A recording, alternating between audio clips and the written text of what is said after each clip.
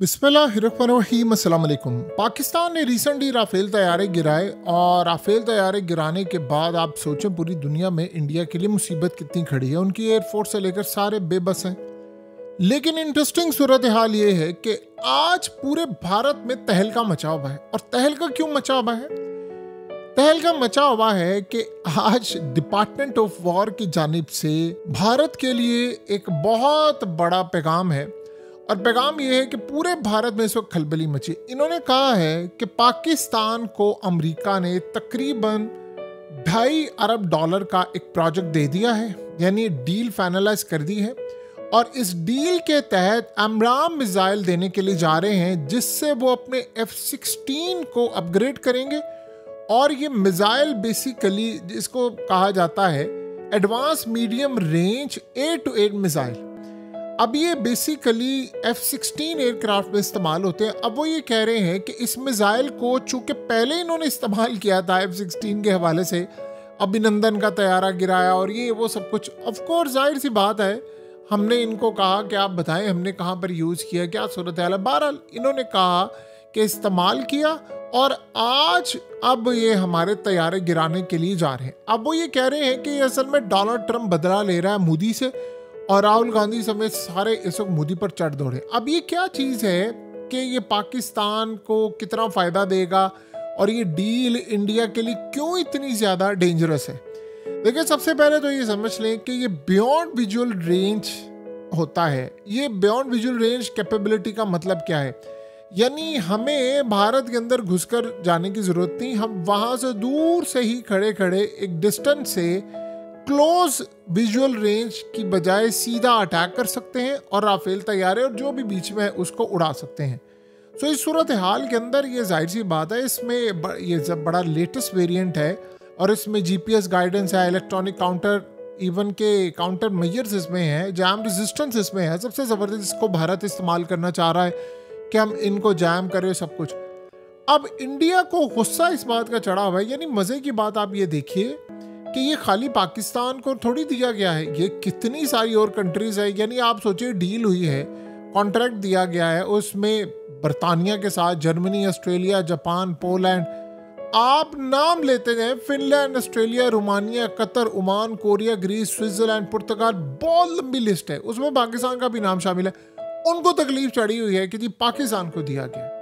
ये क्या है? तुर्की को भी दिया गया लेकिन पाकिस्तान को दिया गया है। इस कॉन्ट्रैक्ट के मुताबिक पाकिस्तान का नाम है। उनको इस बात का शदीद गुस्सा है कि अब पाकिस्तान के पास जो मिसाइल आएंगे वो मुकम्मल तौर पर भारत के लिए खतरा है। और ये जो वर्जन आ रहा है इसमें कैपेबिलिटी है कि वो सॉफ्टवेयर को भी अपग्रेड करता रहता है, यानी कंटिन्यूसली जो भी नई सूरत हाल होगी उसको अपग्रेड करता रहेगा। अब ये असल में बड़ा ख़तरनाक मिसाइल होता है जो कि F-15, F-16, F-18, F-22 और दीगर तैयारों। और मज़े की बात ये है कि ये ख़ास तौर पर इसके जो वेरिएंट हैं वो F-15 की बजाय यानी वहाँ से शुरू होते हैं, और F-35 जॉइंट फाइटर स्ट्राइकर यानी जो फाइटर होता है उसके लिए भी इस्तेमाल होते हैं। तो इंडिया को अब इस बात का गुस्सा है कि असल में ये एयर टू एयर है, यानी और सरफेस टू एयर है। ये इन्होंने इस्तेमाल कर रहे हैं F-16 और इन्होंने हमारे लिए इतनी मुसीबत खड़ी कर दी है। पहले J-10C थे और अब ये आ गए। अब इस सूरत हाल में उनको सबसे ज़्यादा गुस्सा इस बात का चढ़ा हुआ है। वो ये कह रहे हैं कि असल में तो मोदी को हिट करवाने के लिए काम हुआ है। देखिए, दो बातें आप समझे। इंडिया जंग की तरफ आ रहा है, ये तो आप और हम सबको पता है, और ये जंग किसी भी वक्त शुरू हो जानी है। ये कुछ नहीं कह सकते कि हफ्ते में शुरू हो जाए, 2 हफ्तों में शुरू हो जाए। जो इस वक्त उनके आर्मी चीफ, एयर चीफ और इन सब के बयानात, उससे तो लग रहा है कि जंग अब बिल्कुल सर पर खड़ी हुई है और किसी वक्त दोबारा शुरू हो जानी है। अब इनको गुस्सा इस बात का ये है कि अमेरिका भी पाकिस्तान के साथ खड़ा। देखिए, ट्रंप तो नहीं चाहता ना ये जंग हो। जाहिर सी बात है, अगर ये जंग होती है तो उसके लिए बड़ा बेइज्जती का मुकाम है। उसकी रीज़न क्या है? वो अमन का प्राइज़ लेना चाह रहे, नोबल अमन जो इनाम है वो ये लेना चाह रहे प्राइज़। अब मसला सारा ये है कि अगर ये जंग छिड़ती है तो वो जो क्रेडिट अब तक ट्रंप लेता आ रहा है कि मैंने जंग बंद करवाई, मैंने जंग बंद करवाई, आपको पता है कि कल उनके एयर चीफ ने भी ये बात कह दी है। उसने कहा जी, यानी इनडायरेक्टली से कह दी ट्रंप ने बंद नहीं करवाई, हमने अटैक किया चूंकि पाकिस्तान पर। तो फिर जाकर ये जंग बंद हुई है। अब आप सोचे, आपने अटैक किया, आप जीत रहे हैं, तो आपको जंग बंद करने की जरूरत क्या थी? सीधी सी बात है, इस पर उनके पास कोई जवाब नहीं है। और ये बात सच है कि ट्रम्प ने उनको धमकी दी, उसने खुद कह दिया टैरिफ की जंग और सब कुछ। लेकिन मसला सारा यहाँ पर जो समझने वाला है वो कुछ और है। इंडिया को ये लग रहा है कि अब ये जो लड़ाई होगी उसमें हमारे खिलाफ लड़ाई होगी। देखिए, इंडिया का बिलियंस ऑफ डॉलर्स का नुकसान हो रहा है। आपको पता है उनकी जो जीडीपी है वो 6.6% से उनकी जो प्रोजेक्शन है वो 5.8% तक आ रही है 2026 के लिए। तो इंडिया को बिलियंस ऑफ डॉलर का नुकसान है। ताकि चाइना ने अपनी मार्केट ओपन की है, सबने की है कि इंडिया एक्सपोर्ट करे, लेकिन ये जो बिलियंस ऑफ डॉलर का जो कॉन्ट्रैक्ट है वो इनको खटक रहा है। वो समझ रहे हैं कि ये हमारे खिलाफ है। देखिए, हमने इसके बगैर भी लड़ाई लड़ी है। अभी हमने राफेल तैयार इसके बगैर ही गिराए ना, J-10C से गिराए हैं, PL-15 से गिराए हैं। तो इन्वेंट्री में इजाफा होना बुरी बात नहीं है, सारे ममालिक लेते हैं। अगर हमने ले लिया तो कौन सी बड़ी बात है? यानी आप ले इसराइल से मिसाइल, वो ठीक है, हम ले तो तूफान, हम ले तो आप समझे डोनाल्ड ट्रम्प बदला ले रहा है। यानी इसराइल से ड्रोन्स आ रहे हैं, मिसाइल आ रहे हैं, आपकी तैयारियां पूरी हैं, सब कुछ आपने राफेल तैयार, यानी हर चीज़ आपने ली हुई है।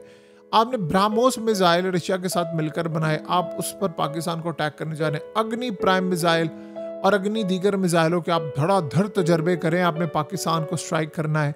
लाहौर, कराची, इस्लामाबाद, पेशावर, कोयटा, यानी आप सोचे बड़े बड़े शहरों को टारगेट करने के लिए जा रहे हैं। तो हम अपनी तैयारी ना करें?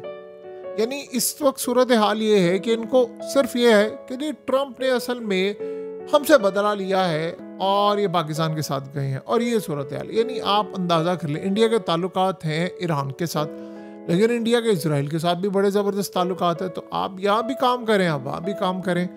ये जो सारे का सारा मसला है, सारे का सारा मामला है, ये तो क्लियरली इंडिकेट कर रहा है कि इंडिया की सूरत हाल क्या है। बहरहाल अगले कुछ अरसे के अंदर चीज़ें और भी वाज़ेह हो जाएंगी इंडिया के लिए, और भी मामला सामने आ जाएंगे। लेकिन जो सबसे बड़ा मसला पैदा हुआ है, इंडिया इतनी बड़ी तैयारी कर रहा है एक सिर्फ इस कॉन्ट्रैक्ट से, और वो भी अभी फ्यूचर में मिलेंगे हमें, फ्यूचर की जंग के लिए है। जाहिर सी बात है इंडिया के लिए है, हमने इंडिया को स्ट्राइक करना है और किसको स्ट्राइक करना है। अब मोदी का मसला ये है कि उसने अब असल में फैसला किया है कि जो अमेरिका के अंदर हमारे बड़े ब्रेन्स हैं, जो कि लॉकहीड मार्टिन से लेकर बड़ी बड़ी कंपनीज में काम करते हैं, जो इनके लिए फ़ायदेमंद है, जो H-1B वीज़ा पर गए हुए हैं या जिनको नेशनैलिटीज़ भी मिल चुकी हैं, वो ये चाह रहा है कि वो इंडिया वापस आ जाए। और इस पर इन्होंने काम शुरू किया है कि असल में ब्रेन ड्रेन हुआ है, हमारे मुल्क का ब्रेन चला गया था अमेरिका के पास। अब वो अमेरिका की इकोनॉमी, उनकी डिफेंस प्रोडक्ट्स, उनकी आर्टिफिशियल इंटेलिजेंस इंडस्ट्री को पूरी तरह बैक कर रहे हैं और उसको आगे लेकर चल रहे हैं। अब मोदी ये चाह रहा है कि वो सारे लौट कर इंडिया आ जाए। देखें, उसके लिए इंडिया को अपनी एयर क्वालिटी इंडेक्स ठीक करना पड़ेगी, जो जाहिर सी बात अगले 20-25 साल तक तो नज़र नहीं आ रही। खड्डे ठीक करने पड़ेंगे, ट्रैफिक ठीक करना पड़ेगा, लोगों का निज़ाम ठीक करना पड़ेगा। उसके अलावा हर चीज़ इंडिया में ठीक करनी पड़ेगी, अमेरिका जैसी लानी पड़ेगी, जिसके लिए हो सकता है 150-200 साल लग जाए। और ये पॉसिबिलिटी है कि तब तक यानी वो जिनको वो लाना चाह रहा है वो जिंदा ही ना रहे, उनकी नस्लें भी हो सकता है जिंदा ना रहे। तो मसला सारा ये है कि मोदी इस वक्त फंसा हुआ है। लेकिन एक बात आप ज़हन में रखिएगा, इसकी आड़ में वो इसराइल से बहुत कुछ लेगा। इसराइल और इंडिया इस वक्त सेम पेज पर है। यानी आप ये सोचें कि ऐसा लगता है कभी कभी गुड कॉप और बैड कॉप खेला जा रहा है कि यानी ट्रम्प इंडिया के खिलाफ है, उधर से इसराइल उसके साथ है, और इसराइल उसको कह रहा है देखा ही तुम्हारे खिलाफ है, अगर ये ना हुआ तो ये हो जाएगा, ये ना हुआ तो वो हो जाएगा। ये सारे मामला थे। सो अब आपको ये बात अच्छी तरह समझ आ गई होगी कि अमेरिका और इसराइल किस तरह करे। वो असल में उसको डराता है, दूसरा आकर उसको कहता है कि तुम ये कर लो, नहीं तो तुम तबाह हो जाओगे, बर्बाद हो जाओगे। अब ये आने वाले वक्त में अगर लड़ाई होती है तो इंडिया को अच्छा खासा, देखिए जहाँ तक बात है जहाज़ों की, ऐसा नहीं है बीइंग अ पाकिस्तानी हम कह रहे हैं। एक चीज़ होती है, अब इंडिया की जो क्रिकेट टीम है उसका पाकिस्तान के साथ कोई मुकाबला ही नहीं है। सिंपल सी बात हम हमेशा कहते हैं कि इंडिया की टीम का पाकिस्तान का जिम्बाब्वे जैसी टीमों के साथ मुकाबला रह गया।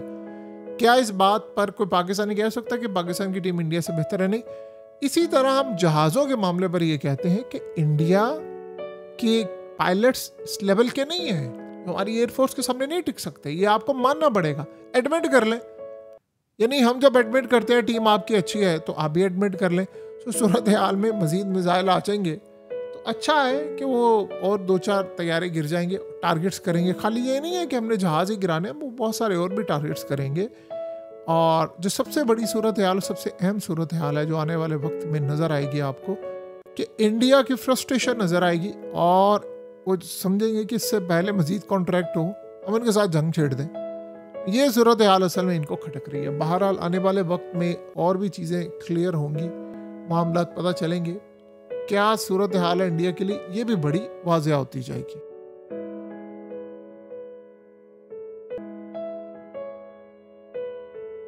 हकीकत टीवी को सब्सक्राइब करना मत भूलें, वीडियो को लाइक करें, शेयर करें और कमेंट सेक्शन में अपनी राय का इजहार ज़रूर करें।